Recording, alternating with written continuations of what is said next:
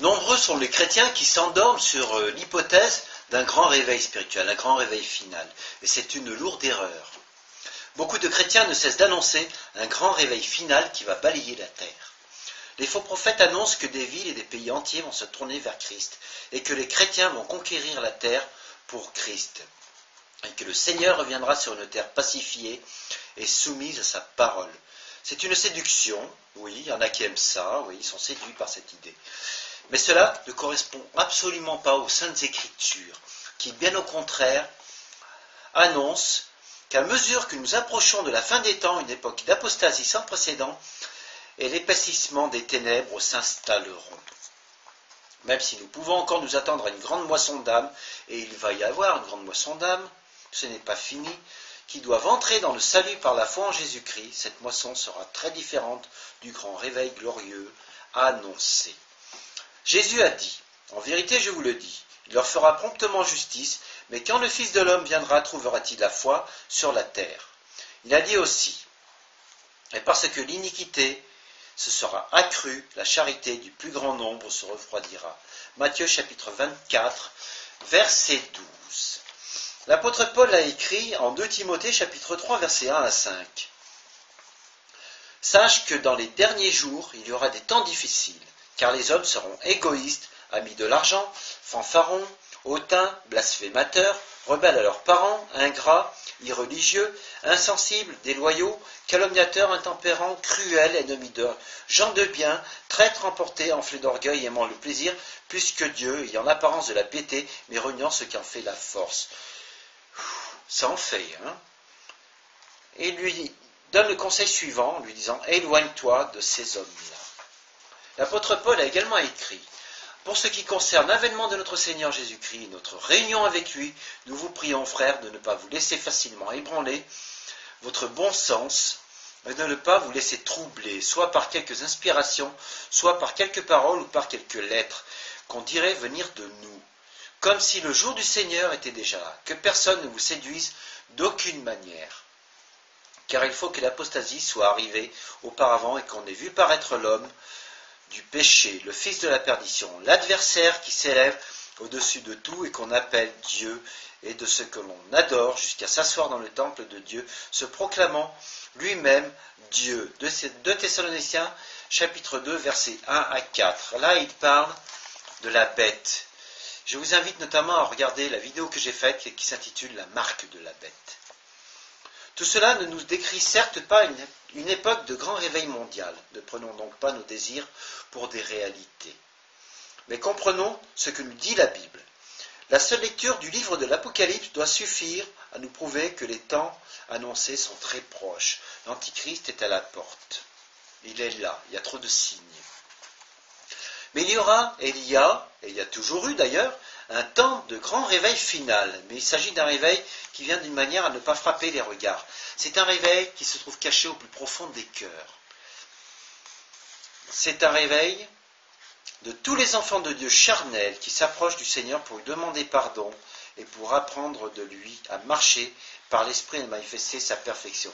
C'est le réveil de l'épouse du Seigneur qui décide de se remettre à part pour lui sanctifier, pour se sanctifier et se préparer à sa venue, en le laissant la transformer, afin de laisser paraître devant lui cette Église glorieuse, sans tache ni ride, ni rien de semblable, mais sainte et irrépréhensible. Éphésiens chapitre 5, verset 27. Il y a entre autres des confessions spirituelles, et je pense que ces confessions spirituelles se reconnaîtront, qui se disent être l'olivier franc et que les chrétiens évangéliques, pentecôtistes et autres, ne sont que des greffons qui ont été faits sur l'olivier franc. Et que le grand jour, le jour du grand jour, le greffon sera retranché et jeté au feu. Il ne faut pas écouter ces gens.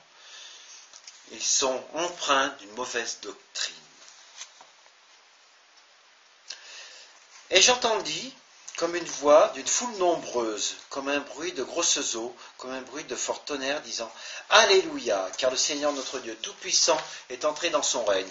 Réjouissons-nous et soyons dans l'allégresse et donnons-lui gloire, car les noces de l'agneau sont venues, et son époux s'est préparé, et il lui a été donné de se revêtir d'un fin lin éclatant pur, car le fin lin, ce sont les œuvres justes des saints. » Apocalypse, chapitre 19, versets 6 à 8.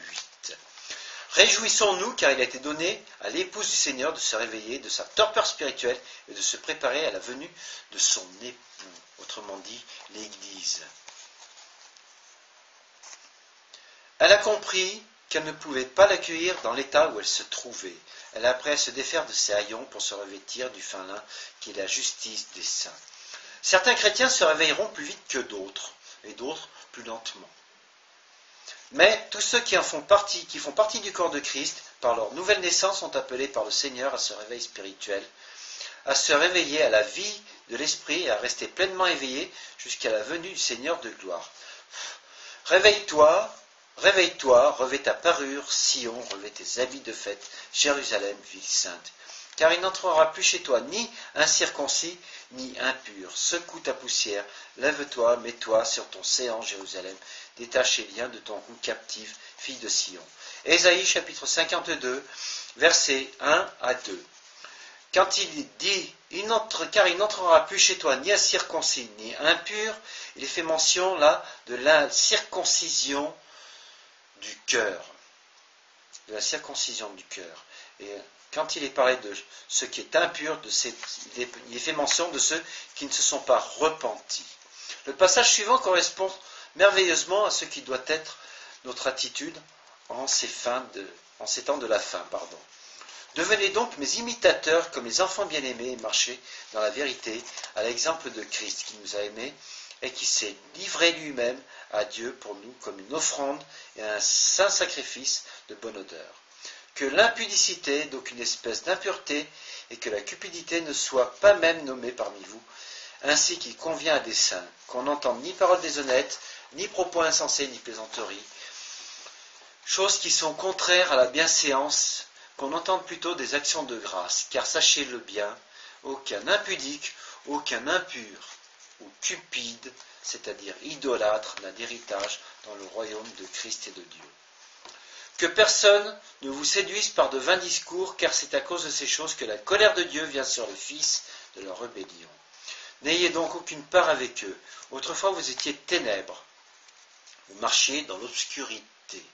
Et maintenant vous êtes lumière, vous marchez dans la vérité de Christ, dans le Seigneur. Marchez comme des enfants de lumière, car le fruit de la lumière consiste en toutes sortes de bonté, de justice et de vérité. Examinez ce qui est agréable au Seigneur, et ne prenez point part aux œuvres infructueuses des ténèbres, autrement dit aux œuvres du monde. Mais plutôt condamnez-les, condamnons donc les choses du monde. Car il est honteux de dire ce qu'ils font en secret. Mais tout ce qui est condamné est manifesté par la lumière, car tout ce qui est manifesté est lumière. C'est pour cela qu'il est dit, réveille-toi, toi qui dors, relève-toi d'entre les morts, et Christ t'éclairera. Prenez donc garde de vous conduire avec circonspection, non comme des insensés, mais comme des sages. Rejetez les temps, car les jours sont mauvais. C'est pourquoi ne soyez pas inconsidérés, mais comprenez quelle est la volonté du Seigneur. Ne vous enivrez pas de vin, c'est de la débauche. Soyez au contraire remplis de l'esprit, entretenez-vous par des psaumes, des hymnes et par des cantiques spirituels, chantant et célébrant de tout votre cœur les louanges du Seigneur, comme le faisait David au son de la harpe.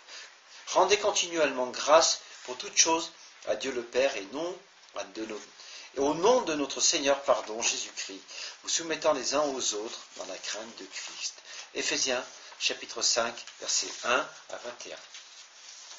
Toute la marche par l'Esprit est là, depuis le réveil de notre léthargie spirituelle jusqu'à la pleine manifestation des fils et des filles de Dieu, à l'exemple de Christ. C'est cela le vrai grand réveil final, dont nous avons compris comment marcher par l'Esprit.